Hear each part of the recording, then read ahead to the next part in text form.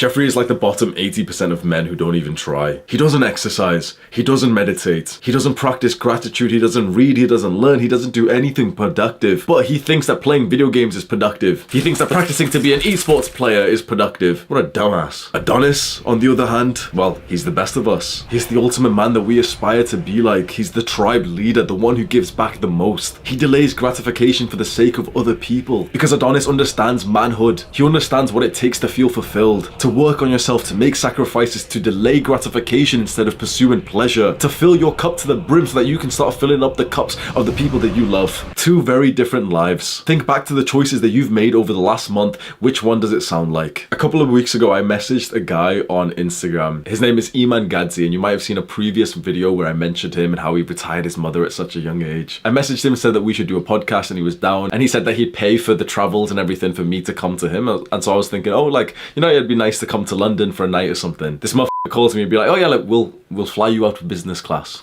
So he's in Dubai at the moment. Flied me out business class, nice and fancy trip. This was actually the first experience I've had of being surrounded by like wealth and like ultra successful young people. So it was a very eye-opening experience for me. And so I lived with Iman in his apartment for like 4 days. We slept in the same bed.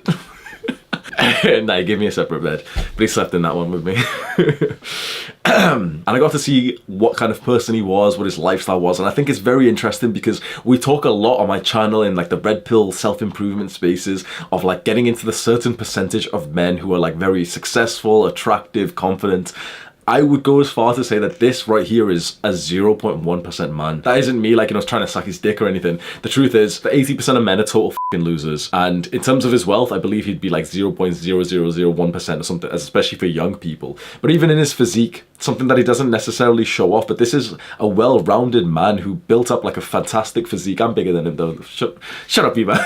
And the life setup that he has, living in a fancy place that's very central in Dubai. He has like popping social circles. Motherfucker goes on trips with like supermodels and does almost like a mini Dan Bilzerian lifestyle. It's very interesting. He's like a successful, focused guy who does focused periods of monk mode for like 6 months and then also does like the partying. So he does the iconic work hard, play hard. And since I got to know him, I saw like a softer side to him where we're talking about childhood trauma and the reason why it does all this. And so much of his work and the sacrifices that he's made, the dedication that he put in revolved around just helping his mother because he saw her work minimum wage and being unemployed, sometimes being on benefits. And that to me is like a very ambitious, like beautiful goal to have. I do consider Iman as like a very well-rounded young man and also as my friend now. So I wanted to do almost like an autistic case study to kind of explain to you what I saw there. It's specifically in terms of things like sexual market value. And I think this is going to be beneficial to the ambitious guys who see this guy and think, yeah, I could probably accomplish the same things as him. So he made most of his money through a social media marketing agency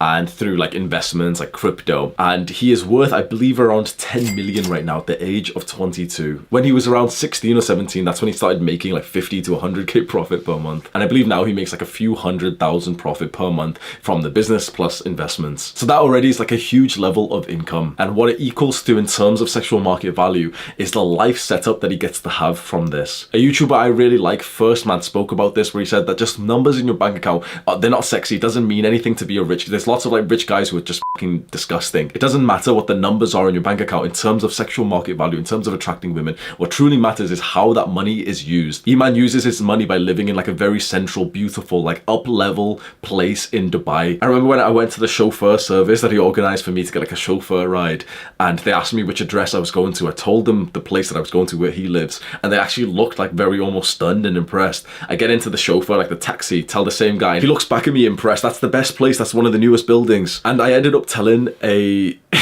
escort, it's a fucking long story, I ended up telling an escort where we were staying, and again, like I saw her eyes fucking light up.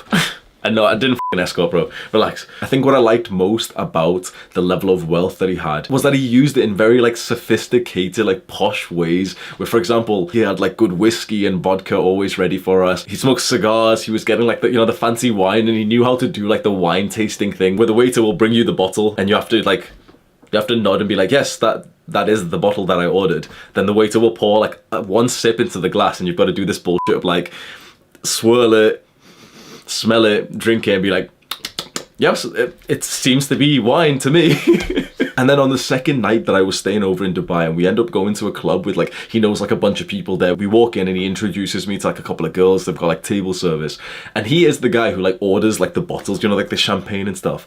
And I'm not gonna lie, I always and still somewhat do have that feeling of like, oh, what a dickhead. Like he's just spent like $2,000 on like a couple bottles of champagne. But it's all relevant to how much money that you make. So there was a point when he casually said something which I think a lot of people would see it as like arrogant and everything. But to me, I saw it as inspiring. He said something like, yeah, but that's like £20 to me. When you make so much, your barrier to how much you spend, of course, increases. You can live the full on like lifestyle deflation, you know, the don't buy coffee type of financial advice.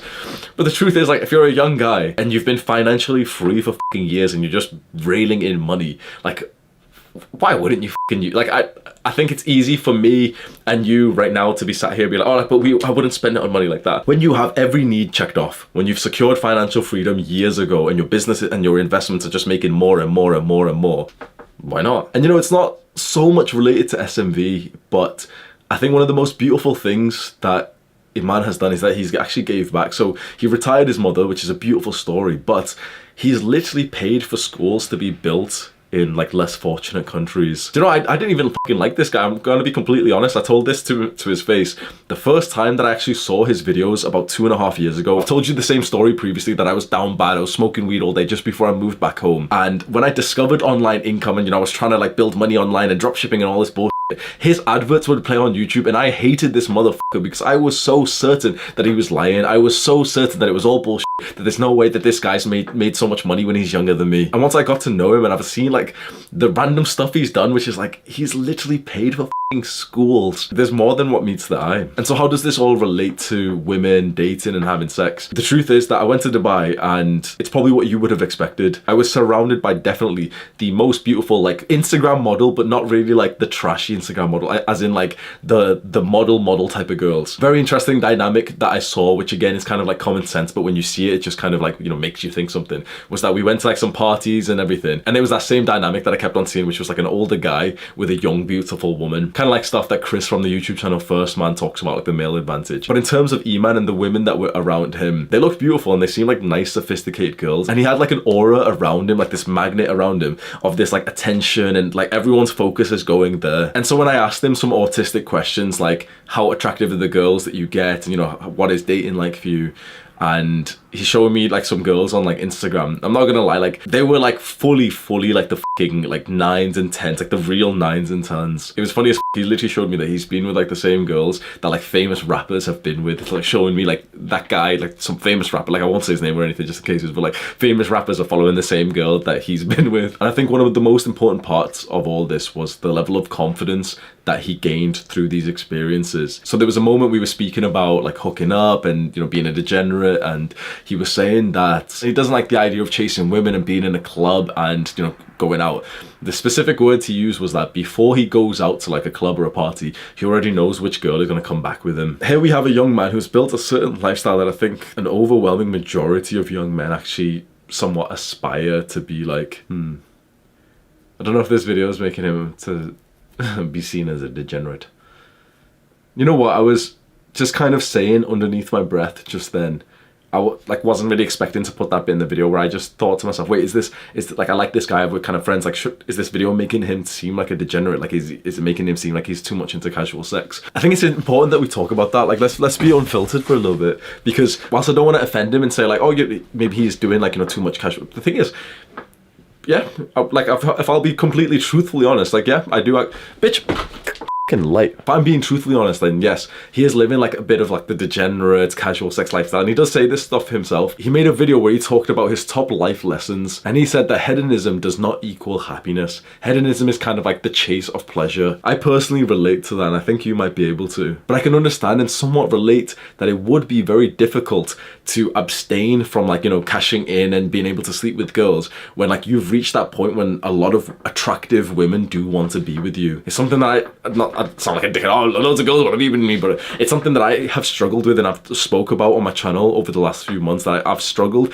with restraining from casual sex, because as my value goes up, as I'm getting more confident and successful and wealthy, I'm getting more and more women who are attracted to me, who are putting in the work. Like they seem to be like chasing me, they watch me on YouTube and everything, and it's hard to not indulge when you have the capability to enjoy a part of life that for probably many years you never really got to experience. And you know, it's like a rare experience for a guy to have. I think as young men who are on self-improvement and young men of faith especially, we have this idea that the best case scenario is to, you know, not be a total degenerate, to not be like, you know, into rampant casual sex scene that kind of destroys your soul. But the truth is that the blatant, unfiltered truth is that the majority of us don't really have the opportunity to do that. So it's easy for us to, you know, say like, oh, I'm not going to sleep around because I'm Christian. But the real truth is, would women want to sleep with you? Because once you have that offer in front of you, I think a man does change, and I think that's when your values truly get tested. And I'll be completely, totally honest, like, when my values are tested like that, bro, I often fail 100%. It does sometimes feel like an addiction or something that I feel somewhat powerless to, that I've expressed that I don't want to be in like the casual sex scene anymore. I don't want to hook up with girls because